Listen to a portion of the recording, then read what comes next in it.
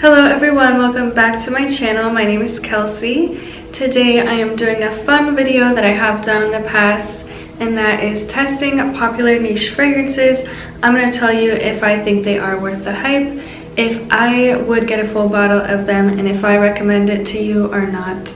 I always have a fun time with these videos because these are fragrances that I'm not super familiar with. One of them in this case I kind of am, but regardless, these are going to be fragrances that I haven't tested out too many times, or I have at least a little sample of. These are not going to be any fragrances that I have a travel size of. I'm keeping it to the sample sizes. The first fragrance I'm sure many of you have heard of or seen at least, and that is from the Chanel Chance collection. I'm going to be talking about Chance Au Tendre. Chance Au Tendre is the bottle with the pink juice. There is another one, Eau Vive. I think they're both pink, which kind of makes it confusing that they did that, but Au Tendre is definitely the more popular one, or at least from what I've seen. I'm going to spray this on here on the card. So right off the bat, whoa, this is like really strong, you guys. This is really strong.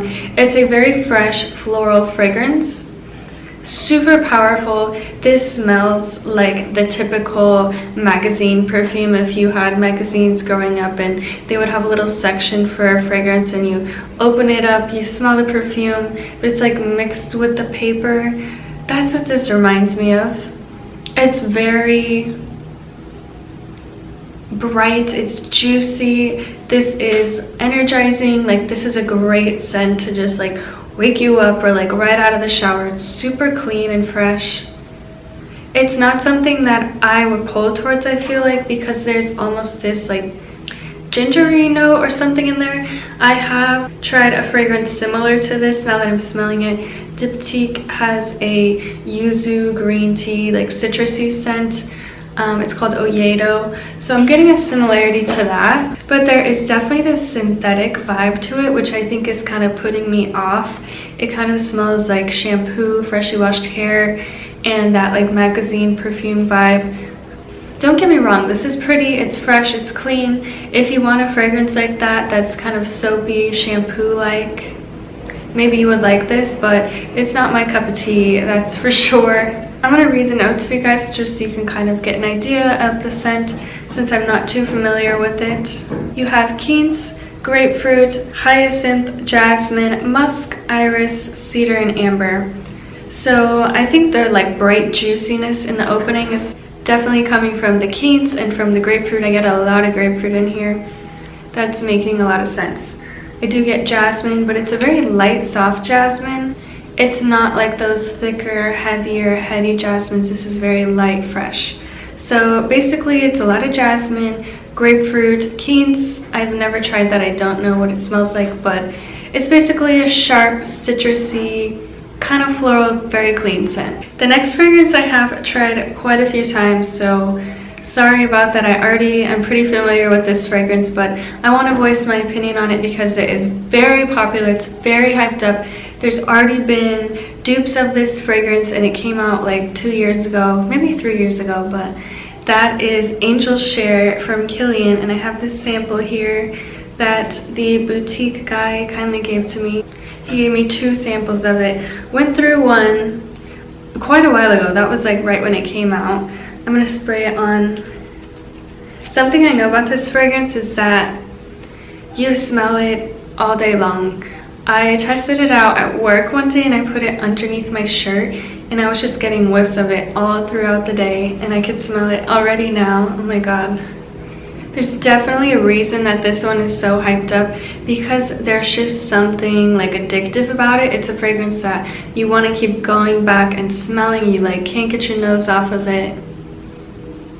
This is boozy, it's sweet, it's kind of spicy, and the bottle has the design of a whiskey glass, and the fragrance inside is even like the color of cognac, which is the main liquor accord in here. This is a part of the liquors collection. I'm going to read off the notes to you. So you have cognac in the top, and then you have cinnamon, tonka bean, and oak, and then you have praline, vanilla, and sandalwood. I basically get loads of cognac, cinnamon, tonka bean. I guess the praline and vanilla is giving it that gourmand factor. It's super sweet, it's super rich, it's decadent, but you have to like gourmand scents because this is extremely rich and sweet.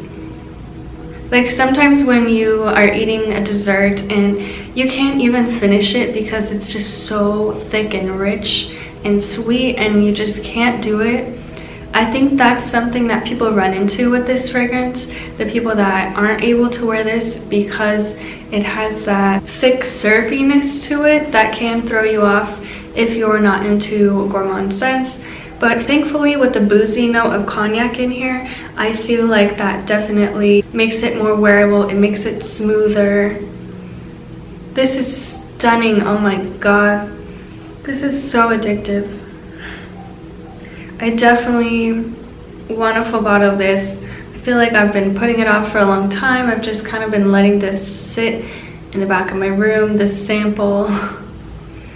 But oh my gosh, this is full bottle worthy for me because I like warm, spicy scents. So if you do as well, I think that you would love this one. Now we are going with the very popular and hyped up brand Byredo. They make the most ultimate, like well-known clean girl aesthetic scent. That's kind of what they're known for. So I have a sample of Sundazed here. And this is definitely one of the more brighter, fresher, citrusy offerings from Byredo. Okay, so it's a little bit sweet. I do get a slight fruity scent and very citrusy. This is bright, it's pretty, it's quite unisex. I wouldn't say it leans feminine or masculine at all, which is kind of the case for a lot of Byredo fragrances. Spray it on the paper again. Yeah, this is pretty. It smells like yuzu, green tea, very citrusy. It's bright, pretty.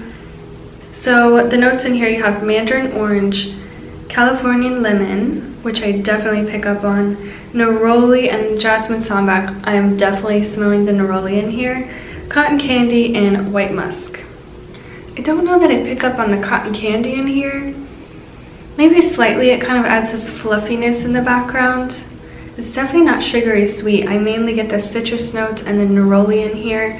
A touch of jasmine too, adding a slight floral tone.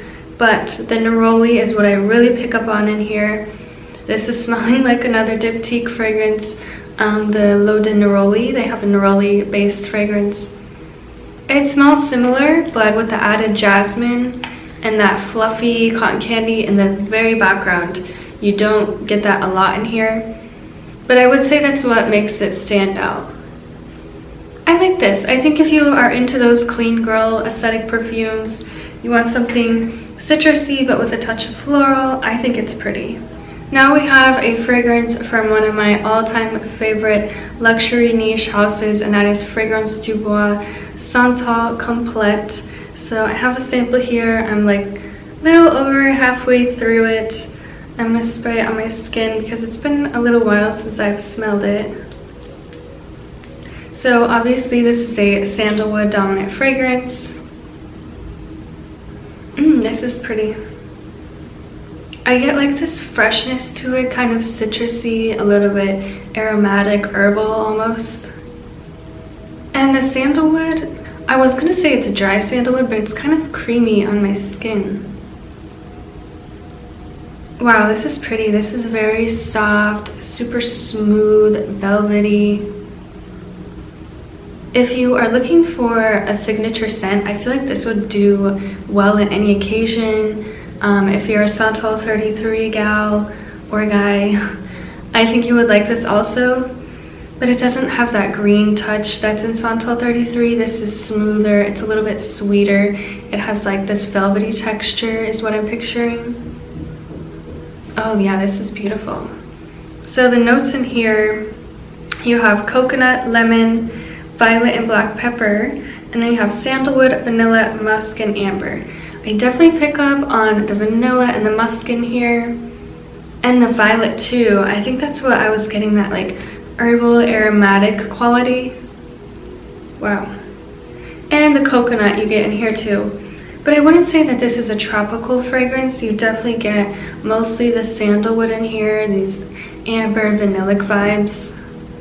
But it's soft. This is like a soft medium projecting scent, kind of closer to the skin, which is great for a signature scent because you could wear this to the office or to work wherever you work. Yeah, this is beautiful. I think this would be a really pretty signature scent. And it's quite unisex too. It doesn't really lean feminine or masculine. Same thing with Santal 33, but in my opinion, this is so much better. I would totally choose this over Santal 33 any day. And this one I really recommend you test out. This is a beautiful creamy sandalwood with coconut, amber, and vanilla. Slight hint of floral from the violet. This is gorgeous. And lastly, we have a fragrance from one of my favorite fashion houses, and that is from Celine. This is Black Tie. Now, I had a sample of this, and I was also testing out Tendre, which I ended up purchasing.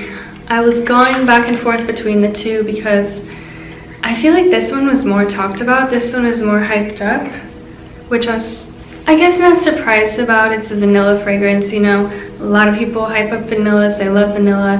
But to me, Tendre was just, it was the winner of the two for me. There's something sexier about that one. But let's test this out. Where do I have skin? So the notes for Black Tie, you have vanilla, orris, cedar, musk, and moss. So this is very straightforward, very simple fragrance, which I also found with the Tendre that I purchased. So vanilla dominant, but I am getting the orris, which can smell like iris. It's kind of this buttery, slightly powdery smell. And then I definitely get the moss and cedar. And it's kind of musky, so you could really smell all of the notes in here. Sometimes it's not the case with fragrances, but I'm picking up all the notes. It's kind of smoky too, but I think that's coming from the moss and the cedar. This is a very woody, kind of smoky vanilla. It's not overly sweet by any means. This is super woody. I'm picking up a lot of moss and cedar in here. Kind of smoky. I'm not really into smoky fragrances, and I think that's why I lean towards the other fragrance that I ended up choosing. So yeah, this is not full bottle worthy for me. I just don't like smoky scents, even though there's not a direct smoky note in here. The combination of the woodsy accords with the vanilla and the musk is just, I don't know, it's throwing me off in my skin. It's too woody for me. It's too green. And I do love green vanillas, but I don't know, there's something about this one that I just can't get on board with. That's one you definitely have to test out, because even if you love vanilla, you love woody accords, you need to test that one because it could be too green for you, it could be too earthy, or you could absolutely love it, but it's definitely smoky, so that's one that you need to test out. So that was fun, guys. Thank you for watching my video on testing popular fragrances and whether I think they're worth the hype or not, full bottle worthy or a pass. Let me know if you've tried any of these down in the comments below, or if you have any fragrances that you want me to test out. I am always sampling scents, always trying new things, so let me know if you have any recommendations. Thank you for watching today, and I will see you guys in the next one. Bye!